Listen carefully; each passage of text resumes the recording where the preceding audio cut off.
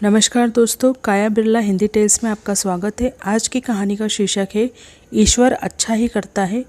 अकबर बीरबल की कहानियाँ। बीरबल एक ईमानदार तथा धर्मप्रिय व्यक्ति था। वह प्रतिदिन ईश्वर की आराधना बिना नागा किया करता था। उससे उसे नैतिक व मानसिक बल प्राप्त होता था। वह अक्सर कहा करता था कि ईश्वर जो कुछ भी करता है मनुष्य के भले के लिए ही करता है। कभी कभी हमें ऐसा लगता है कि ईश्वर हम पर कृपा दृष्टि नहीं रखता, लेकिन ऐसा होता नहीं। कभी कभी तो उसके वरदान को भी लोग शाप समझने की भूल कर बैठते हैं।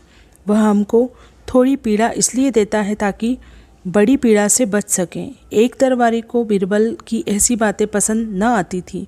एक दिन वही दरबारी दरबार में बीरबल को संबोधित करता हुआ बोला, देखो ईश्वर ने मेरे साथ क्या किया।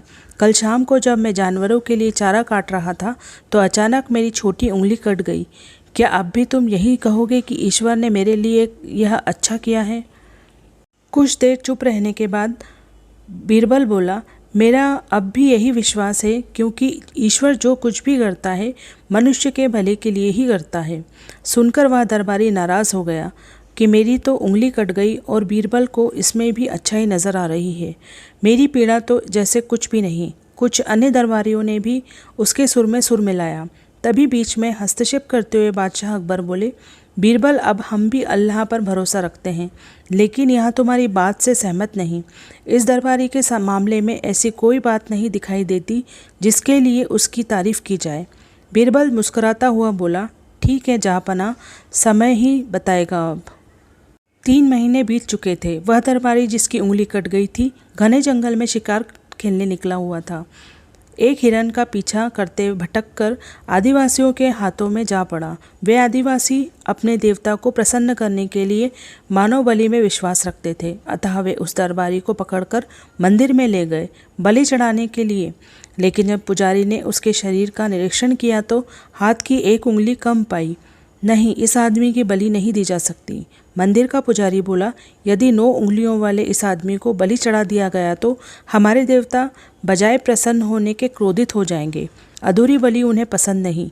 हमें महामारियों, बाढ़ या सूखे का प्रकोप झेलना पड़ सकता है, इसलिए इसे छोड़ देना ही ठीक होगा। और उस दरबारी को मुक्त कर दिया गया। अगले दिन दरबारी दरबार में बीरबल के पास आकर रोने लगा। तभी बादशाह भी दरबार में आ पहुँचे और उस दरबारी को बीरबल के सामने रोता देखकर हैरान रह गए। तुम्हें क्या हुआ, रो क्यों रहे हो? अकबर ने सवाल किया। जवाब में उस दरबारी ने अपनी आप बीती विस्तार से कह सुनाई। वह बोला, अब मुझे विश्वास हो गया है कि ईश्वर जो कुछ भी करता है मनुष्य के भले के लिए ही करता है।